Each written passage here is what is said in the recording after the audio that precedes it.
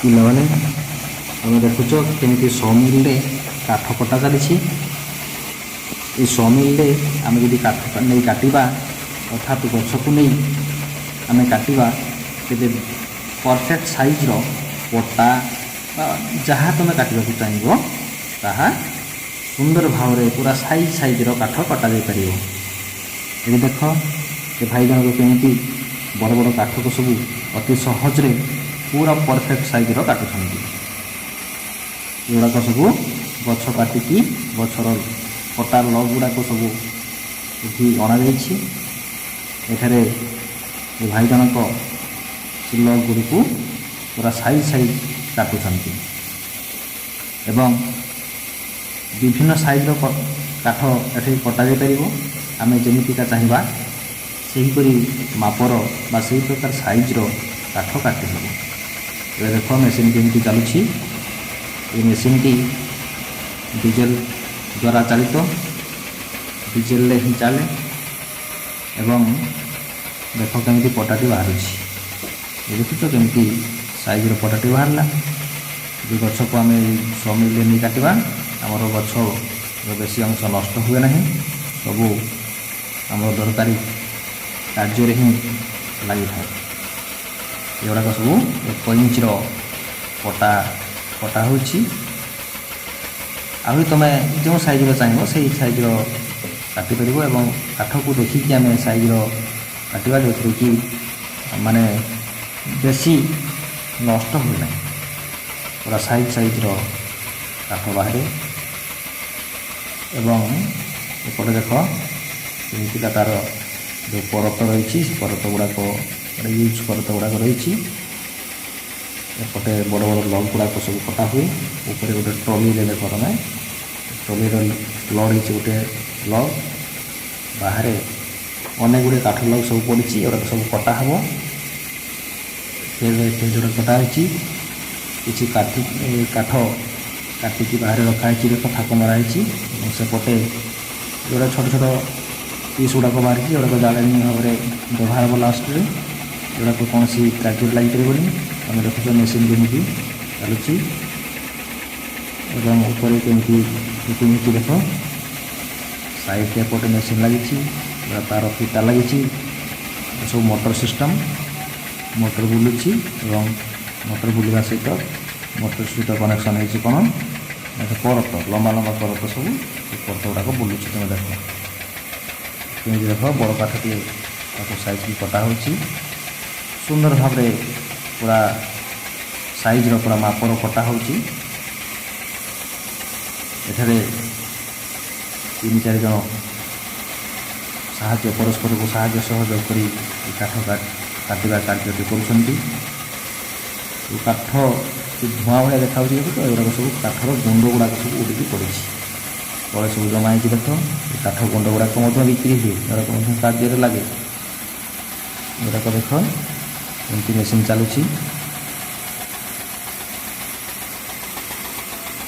ତମେ କାଠ କେମିତି କଟାଯାଏ ସାଇଜ୍ ଏଗୁଡ଼ାକ ପୂର୍ବରୁ ଦେଖିନଥିବ ଏବଂ ଭିଡ଼ିଓଟିକୁ ଲାଷ୍ଟ ପର୍ଯ୍ୟନ୍ତ ଦେଖିବ। ବହୁତ ଭଲ ଜିନିଷ ଦେଖିବାକୁ ପାଇବ। ଲାଷ୍ଟରେ ଦେଖିବ ଏଗୁଡ଼ା ସବୁ କାଟିକି ସାଇଜ୍ କି ଥାକ ମାରିକି ରଖାହେଇଛି। 2-3 ଜଣ ବ୍ୟକ୍ତି ଏମାନେ ସବୁ ଆସିକି ତାଙ୍କର କାଠ ଆଣିଛନ୍ତି ଏବଂ ସମିଲରେ କାଟିବାକୁ ଅର୍ଡ଼ର ସବୁ ଦେଇଛନ୍ତି। ସମିଲରେ ଯେଉଁ ଲୋକମାନେ କାମ କରୁଛନ୍ତି ସେମାନେ ଯେତେ ଦେଖ ଲଗ୍ଟି ଯେମିତି ଲୋଡ଼୍ ହେଇଛି ଟ୍ରଲିରେ, ତାକୁ ଚେନ୍ରେ ବନ୍ଧା ହେଇକି ସେ ଟ୍ରଲିରେ ଟଣାଯିବ। ଟ୍ରଲିରେ ଟାଣିକି ସେପଟକୁ ଗଲା ପରେ ସେ ଯେଉଁ ପରତଟା ଦେଖୁଛ ଏ ପରତରେ କଟା ହେବ। ଏ ଲଗ୍ଟି 1.5 ଇଞ୍ଚ ମୋଟେଇର ପଟା ସବୁ କଟା ହେବ। ଉପରେ ଦେଖ ଏପଟେ ଥାକ ମରିକି ରଖାହେଇଛି, ଏସବୁ କଟା ହେଇଛି। ଏ ଲଗ୍ଟିକୁ ମଧ୍ୟ କଟା ହେବ। ଏବେ ତମେ ଦେଖ କେମିତି ସାଇଜ୍ କରିକି ତାକୁ ପୁରା ଟାଇଟ୍ କରିକି ଜାମ୍ କରିକି ରଖାହେଇଛି ଟ୍ରଲି ଉପରେ ଏବଂ ଏପଟେ କଟା ମଧ୍ୟ ଚାଲିଛି। 2 ସାଇଡ଼୍ରେ ଏତେ ଟାଇମ୍ କାଠ କାଟିବା କାର୍ଯ୍ୟ ହୋଇପାରିବ। ଏପଟେ ଚାଲିଛି ସାଇଜ୍ର କଟା ବାହାରୁଛି। ଏଇଠି ବର୍ତ୍ତମାନ ଦେଖ ମାନେ ଏପଟର ମେସିନ୍ଟିକୁ ଚାଲୁ କରିଦେଲେ ବର୍ତ୍ତମାନ ଟ୍ରଲିକୁ ଠେଲିକି ସେପଟକୁ ରଖୁଛନ୍ତି, ସେପଟରୁ କାଟିବା ଆରମ୍ଭ ହେବ।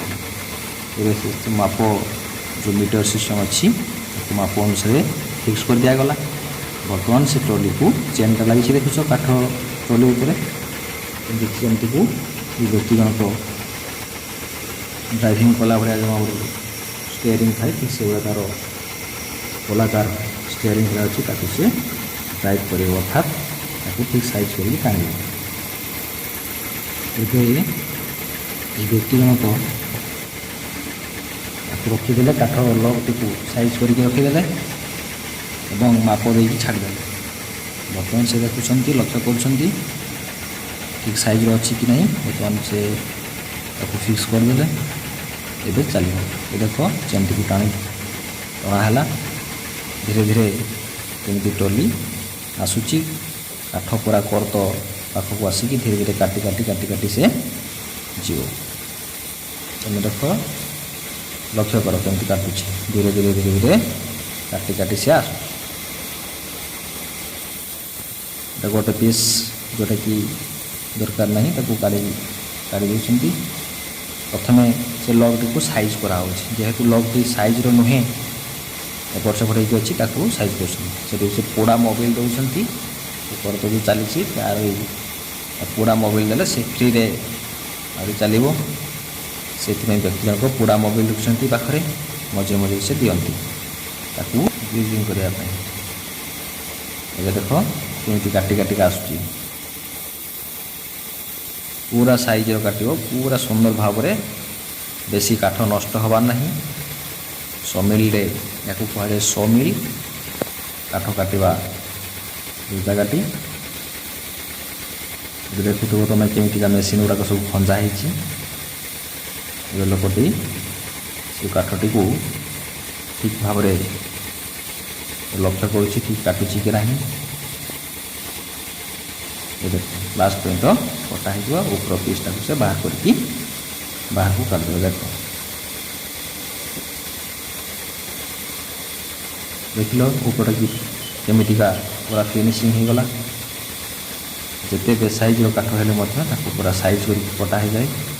ଆଉ ଥରେ ପୁଣି ତାକୁ ପଛକୁ ଦେଉଛନ୍ତି, ଆଉ ଥରେ ମାପ ଦେଇକି କାଟିବେ। ଚାଲିଛି,